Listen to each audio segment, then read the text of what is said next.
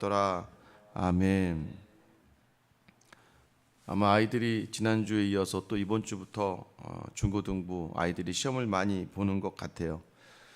시험을 많이 봅니다. 아이들이 시험을 잘 보면 되겠죠. 그런데 여러분 그냥 잘 보면 안 됩니다. 한 만큼 잘 봐야 돼요. 한 만큼. 공부하지 않았는데 좋은 결과가 나온다. 여러분 어떻게 될까요? 그러면 그 아이는요, 잘못하면 요행을 바라기 시작합니다.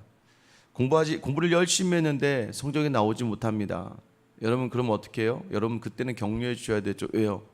열심히 살았고 아직은 공부라는 것들이 익숙하지 않으니까 열심히 한 그 삶의 모습이 반드시 나중에 그 값을 치르게 될 거라는 거예요. 여러분 믿음도 마찬가지예요. 하나님은 공의로우신 하나님이십니다. 여러분 공의라는 것, 공평하다는 거예요. 공평하다는 건 평등하다는 게 아니라고 제가 말씀드렸어요. 기도를 많이 하는 분이 있어요. 기도를 안 하는 분이 있어요. 똑같이 좋은 일이 있습니다.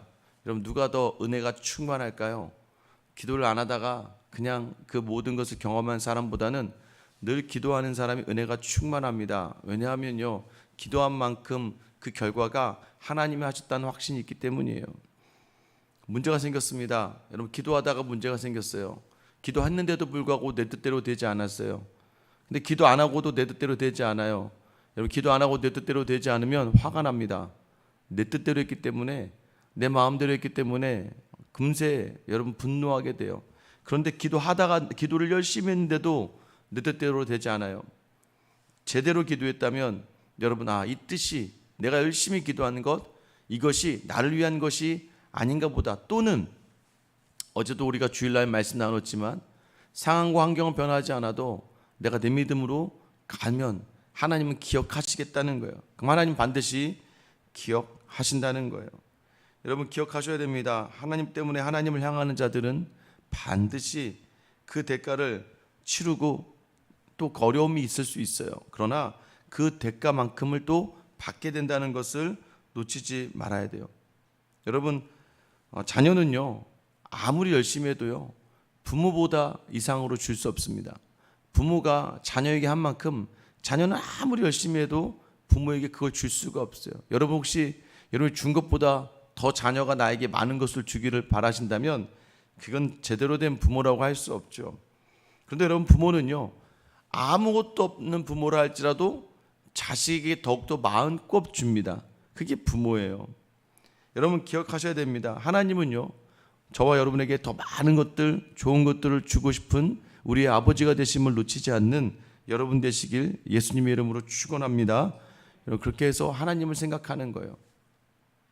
근데 여러분 기억하셔야 돼요. 공부도 보니까 좋은 스승을 만나야 되더라고요. 그래서 우리가 기도해야 될 제목들이 있습니다. 뭐냐 하면 우리가 믿음 생활할 때 좋은 사람들을 만나는 건 참 중요합니다. 좋은 교회 다니는 것, 좋은 목회자를 만나는 것, 좋은 성도를 만나는 것 참 중요해요. 왜 그렇습니까? 조금 더 빠른 지름길과 조금 더 제대로 된 길로 갈 수 있다는 거예요. 여러분 그래서 그 값을 치르는 자리들이 필요합니다. 여러분 오늘 아브라함이 그 값을 치러요. 오늘 우리가 읽었던 것처럼 아내가 죽었습니다. 사라가 죽었어요. 열국의 어미가 죽었어요. 배우자가 죽는 것만큼 고통스럽고 힘든 일은 없습니다. 근데 여러분 성경에서 유일하게 여자의 죽음을 기록하는 건 쉽지 않은데도 불구하고 여자의 나이를 기록한 데는 이 사라밖에는 없습니다.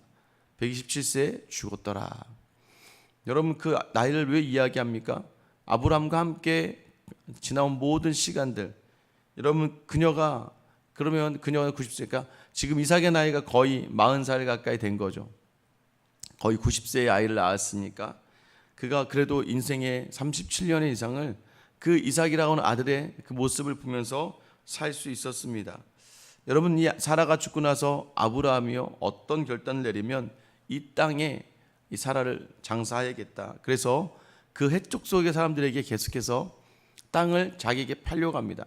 오늘 본문까지 해서 1절부터 20절까지 이 해쪽 속의 사람들은 뭐라고 이야기하냐면 주인인 예브론을 포함해서 그냥 거저 가져가세요. 당신이 지금 우리의 지도자로 있으니까 그냥 거저 가세요. 우리가 빈말하는 게 아닙니다. 여러분 그것도 한 번도 아니고 3번이나 당신이 그냥 가져가셔도 될 정도. 그냥 아브라함이 그냥 가져가도 될 정도로 아브라함은 그 해쪽 속의 땅에서 인정받는 사람이었다는 걸 얘기하는 거예요. 여러분 그 인정받기 위해서 그가 얼마나 많은 수고를 했습니까? 오늘 본문을 보면 알 수 있는 거예요. 뭐예요? 거저 받은 게 없어요. 그냥은 없습니다. 여러분 믿음의 자리에 그냥은 없는 거예요. 우리가 믿음 생활한다는 것을 기억할 때 여러분 믿음이 거저 주어지는 것이 아니라는 걸 아셔야 돼요. 믿음은요 하나님의 은혜에 바로바로 반응하며 살아가는 거예요. 여러분 그때 우리는 어떻게 그렇게 살아갈까? 여러분 그렇게 살려고자 하면 살아가는 걸 지금 여러분이 경험하는 거예요. 그게 무엇입니까? 새벽기도 나가야지. 여러분 새벽기도 나가야지. 가서 기도해야지. 라고 내가 왜 기도하냐면 은혜를 많이 받아서 또 하나님을 만나고 기도하고 싶으니까 내가 또 하나님을 향한 서원하는 마음이 있고 하나님이 내게 주실 것들이 기대가 있으니까 그래 내가 나가야지 할 때 여러분 내가 마음을 먹는 것 같지만 이미 은혜에 반응하는 거예요. 그러면 누가 이 모든 걸 이끌어 주신다는 거예요? 성령님이 도와주신다는 거예요. 어제 주일에도 지난주 제자반에도 나눴지만 헬퍼예요. 헬퍼. 성령은 주도자가 아니에요. 돕는 자예요. 돕는 자. 우리는 늘 이렇게 생각하잖아요. 이 성령님께서 나를 확 휘잡아서 날 이렇게도 하고 저렇게도 하고 저렇게도 하게 하시면 참 좋겠다. 내 안에 육체의 모든 것들을 소멸시키시고 늘 성령 충만하게 살아가면 좋겠다. 여러분 그것은 하나님의 은혜가 있고 그 은혜에 내가 결단을 해야 성령은 도와주시는 분이에요. 성령은 내가 하나님의 은혜에 반응하며 이렇게 하나님을 섬겨야지라고 결단할 때 하나님 도와주시는 분이라고요. 그럼 내가 무언가를 하려면 한 발짝 내딛어야 되고 내가 무언가를 하나님께 드리고자 노력해야 되고 하나님과 함께하고자 해야 된단 말이에요. 그러면 성령은 도와주세요. 그리고 감당하게 하세요. 제자훈련도 방학에 들어갔지만 17주의 시간을 그 빠지지 않고 함께 모여서 말씀을 나누는 시간들이 쉽지 않아요. 여러분 어떤 일들이 있겠습니까? 아플 수도 있잖아요. 힘들 수도 있잖아요. 큰 환란이 있을 수도 있잖아요. 그리고 여러 가지 개인의 문제도 있을 수 있죠. 근데 내가 하기로 결단하고 은혜를 삼아 결단하면 성령님이 도와주신다는 거예요. 오늘 은 400세겔이라고 이야기하는 건 사실 그 땅의 가치가 굉장히 크다는 거예요. 그런데 사실은 이 에브론도 약간 신학자들이 말하는 건 은 400세겔은 좀 과한 값이다라고 이야기해요. 그럼에도 불구하고 아브라함은요 16절에 보시면 아브라함이 에브론의 말을 따라 에브론이 해쪽 속에 듣는 데서 말한 대로 상인이 통용하는 은 400세겔을 달아줬대요. 여러분 이것은 뭘 얘기하냐면 이 당시에는 그냥 저마다 400세겔의 그 기준이 막 다른 거예요. 우리도 마찬가지잖아요. 우리도 막 사람마다 뭐 한 근에 콩나물 한 근에 5,000원이에요. 그런데 막 한 근이 이상하죠. 막 손 두 개 더 넣고 예전에 지금은 그러지 않지만 뭐 야 좀 더 줘 이게 한 근이죠. 그 사람들 가서 두 번 더 빼오는 게 한 근이 되는 건데 기준이 없는 거예요. 그냥 각자. 그런데 아브라함은 정확하게 계산했대. 상인들이 통용하는 은 400세겔. 결국은 항상 우리는 정확히 해야 돼요, 여러분. 모든 자리 대충대충 하다가 믿음이 있다고 믿음이 있어서 좋은 게 좋은 거지 하다가 여러분 큰일 납니다. 세상 요즘 보세요. 청문회 하는 거 보시면 알겠지만 저도 좀 두렵습니다. 만약에 내가 청문회에 가 있다? 뭐가 털릴지 모르겠든, 그죠? 어떻게 사람을 그냥 딱 놓고 탁탁 털기 시작하면 여러분 아마 어디서 뭐 보니까 뭐 어디 CCTV에서 보니까 뭐 어떤 거 보니까 또 계좌 다 조사해 보니까 이 돈은 또 뭐예요? 여러분 만약에 뭐라도 하면 사람이 안 걸릴 게 없죠. 여러분 우리가 세상에서 뭐 여태까지 그냥 그렇게 한 거지 뭐 라고 했다가 문제가 되는 게 되게 많을 수 있어요. 여러분 아브라함은요 정확하게 세상에서 지탄받지 않을 세상 모두도 인정할 만큼의 도덕성과 또 청렴함을 또 정확함을 가지고 있었다는 거예요. 여러분 우리 교회의 그 목회 철학이 세상을 담고예요. 세상을 담는다라는 건 뭐예요? 세상을 살리기 위해선 세상을 담아내야 되는데 세상 사람들이 가지고 있는 도덕성보다도 더 탁월해야 돼요. 여러분 그렇게 얘기하죠. 귀신이 들려도 사람이 변하는데 하물며 성령에 충만한 사람이 어떻게 변화되지 않고 그 자리에 있을 수 있겠습니까? 성령의 9가지 열매가 뭐예요? 사랑과 희락과 화평과 오래 참음과 자비와 양성과 충성과 온유와 절제예요. 성령은 늘 열매를 맺게 되어 있습니다. 모든 자리마다 믿지 않는 사람보다 여러분 믿음이 있다는 건 여러분이 9가지 열매가 다른 사람보다 더 탁월하게 나와야 되는 거예요. 왜요? 내가 하는 게 아니라 성령이 하시기 때문에. 그래서 하나님과의 관계 속에서는 하나님을 사랑해야 돼요. 하나님을 기뻐하시게 해야 돼요. 그리고 하나님과 화평해야 돼요. 여러분 그리고 이웃과의 관계에서 어떻게 됩니까? 오래 참아야 됩니다. 그리고 자비를 베풀어야 돼요. 선을 행해야 돼요. 여러분, 그럼 나는요 늘 충성의 마음을 다짐해야 돼요. 나 스스로는 온유해야 돼요. 그리고 나는 늘 삶의 자리를 절제해야 돼요. 이 열매들이 계속해서 나오지 않으면 여러분, 세상 앞에서 우리는 손가락질 당할 수밖에 없어요. 아브라함이 이 모든 것들을 온전히 보여줬기 때문에 이 해쪽 속에게는 어떻게 해요? 아브라함에게 그저 땅을 가져가세요. 아닙니다. 나는 그 값을 치릅니다. 그리고 결국 그 땅을 18절 보세요. 성문에 들어온 모든 해쪽 속에 보는 데서 아브라함의 소유로 확정된지라. 그 땅을 이제 아브라함의 것으로 만들었습니다. 원래 그냥 아브라함의 것이에요. 아브라함이 거기 있었거든요. 근데 값을 치르면서까지도 거기 땅을 자기 소유를 만든. 자, 여기가 어디입니까? 19절 같이 한번 읽어볼게요. 시작. 그 후에 아브라함이 그 안에 사라를 가나안 땅 마므레와 막벨라 굴에 장사하였더라. 마므레는 곧 헤브론이더라. 헤브론, 여러분 아시죠? 헤브론이 무엇입니까? 헤브론은요 굉장히 신학적인 의미가 있는 곳입니다. 아브라함이 제일 먼저 왔다가 기근이 임해서 애굽에 가서 먹고 살아야지 갔다가 아내 뺏길 뻔하고, 그럼에도 하나님이 도와주셔서 올라오자마자 자기 조카 롯과 소유가 너무 많아져서 이 목자들끼리 다투다 보니까, 야, 너 먼저 떠나라. 네가 좌하면 내가 우하고 네가 우하면 내가 좌할게. 롯은 자기의 시선을 가지고 애굽의 동상, 애굽과 같고 여호와의 동상 같은 소돔으로 향하죠. 그때 아브라함 기다려요. 하나님 어디로 갈까요? 그때 하나님 뭐라고 말씀하세요? 네가 어디로 가든지 동서남북 어디로 가든지 내가 너와 함께 할게. 이 말씀을 듣고 간 곳이 어디였어요? 헤브론이에요. 헤브론은요 이스라엘 땅 중에 가장 높은 곳입니다. 이 얘기는 뭐예요? 산지라는 얘기예요. 산지. 왜 산으로 가요? 하나님과 가장 가까운 곳. 여러분, 헤브론의 이름의 뜻이 뭔지 아세요? 교제, 연합의 뜻을 가지고 있습니다. 나는 하나님하고만 연합하고 하나님하고만 교제할 거예요. 여러분, 그 산으로 올라가서 거기서 뭐 척박하지 않습니까? 근데 여러분, 그곳에서 그 군사들 종을 길리워서 조카 롯이 끌려가던 그 북방왕 그돌라오멜 연합군을 격파시켜버릴 정도로 산지에 있는데도 불구하고 그 세력이 왕성하다는 거예요. 여러분, 그게 말이 됩니까? 척박한 곳에서 어떻게 그런 능력을 경험할 수 있을까요?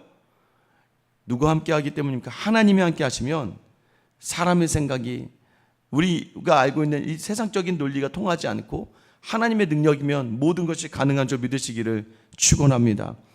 헤브론이에요. 400년 후에 이 아브라함의 마음을 알았던 사람이 있습니다. 누굴까요? 갈렙이에요. 갈렙이요, 그곳을 정탐하고 오니까 여기가 헤브론이구나. 우리 조상 아브라함, 이삭이 머물렀던 그곳, 하나님과 늘 교제했던 그곳. 야, 내가 이 땅을 살았으면 좋겠다. 그런데 헤브론에 있던 사람들이 전부 다 막 안악자손이 큰 사람들이 있다 보니까 무서웠어요. 다른 사람들은 그걸 쳐다보지도 못하지만 갈렙은 품었습니다. 저곳이 우리 조상 아브라함이 하나님과 교제하던 곳. 근데 처음에 그곳을 취하고 싶었지만 10명이 범죄해서 이 이스라엘 백성 40년을 광야에서 헤맵니다. 40년 후에 그들이 그 땅에 들어갈 때에 이 갈렙이 나이가 85세인데 그는 소망했습니다. 뭘 소망했어요? 저 헤브론은 내게 주신 하나님의 땅이다. 그래서 그는 85세인데도 뭐라고 얘기해요? 내가 나이가 85세지만 아직도 젊은 사람들과 싸워 이길 수 있는 체력이 있습니다. 뭐란 거예요, 여러분? 갈렙이 헤브론을 말하면서 갈렙도 대가를 치렀습니다. 어떤 대가를 치렀을까요? 강건하게 자기 몸을 계속 만들었어요. 왜요? 그 땅을 취할 그때에 내가 체력이 없어서, 내가 힘이 없어서 그 헤브론에 가지 못할까, 그럴까봐 걱정돼서 계속해서 자기 몸을 돌보면서 그 땅을 취하기 위해서 노력했던 거예요.